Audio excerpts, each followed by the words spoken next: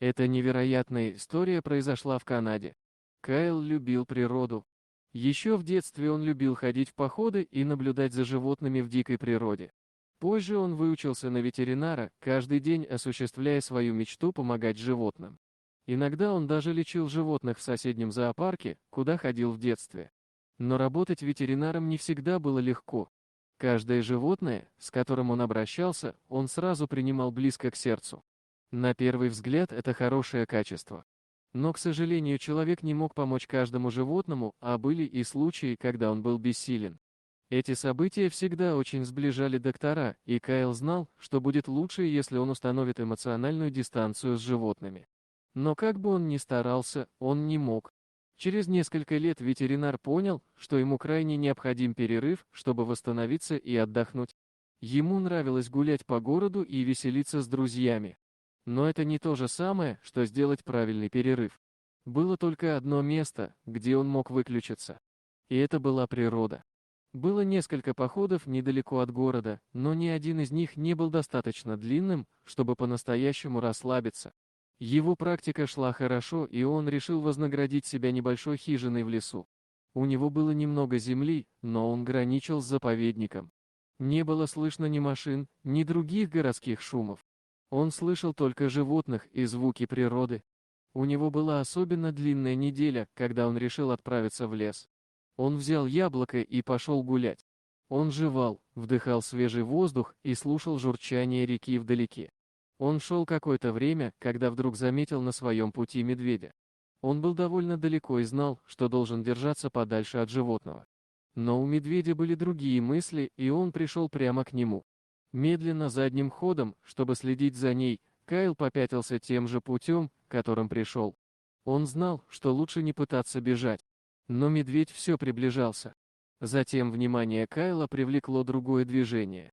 Рядом с медведем появился медвежонок. Это делало ситуацию еще более опасной. Мать-медведица может быть намного агрессивнее, чем медведица-одиночка. Он должен был быть осторожен. Поскольку медведь все еще приближался, Кайл знал, что отступление не сработает. Ему пришлось попробовать другую стратегию. Он раскинул руки в воздухе и вытянулся как можно выше. Кайл издавал как можно больше шума, топая ногами и крича. Надеясь, бурый медведь перестанет приближаться к нему. Но случилось что-то очень странное. Поведение животного совершенно не оправдало его ожиданий. У него был некоторый опыт ухода за медведями в зоопарке, и он чувствовал, что что-то изменилось. Медведица не отступила, как он ожидал, и она не проявляла никаких признаков агрессивного поведения. Это была одна из самых странных встреч с животными в его жизни. Что-то в медведе выглядело обеспокоенным. Она выглядела совершенно измученной и взволнованной. Кайл знал, на какой большой риск он идет, но подошел ближе к медведю. Может, она была ранена?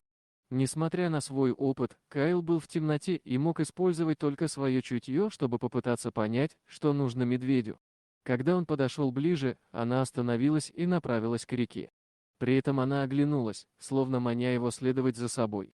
Кайлу было так любопытно, что он просто должен был следовать за ней.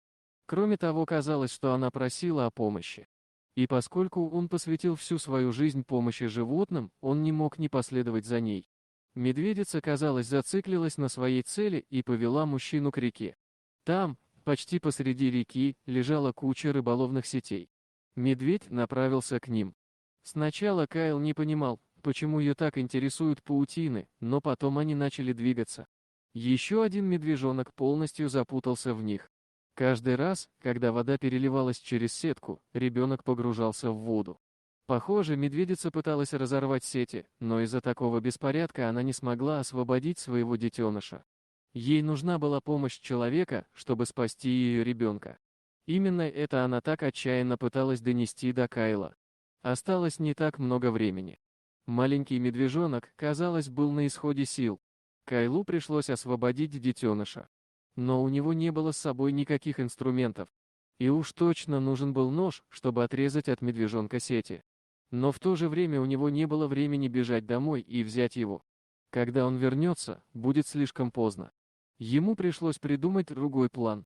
Он побежал вниз по берегу реки и искал берег, пока наконец не нашел камень с острыми краями.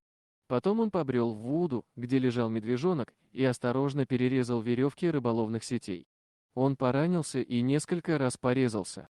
Но он не сдался. Наконец ему удалось освободить детеныша из клубка сетей.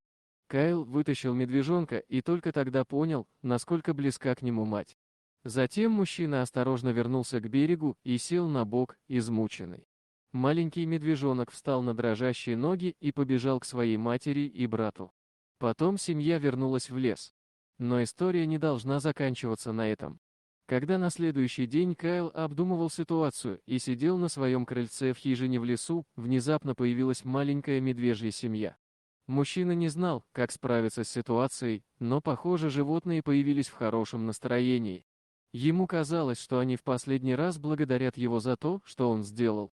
После этой встречи животные исчезли в лесу, и Кайл больше никогда не видел семью.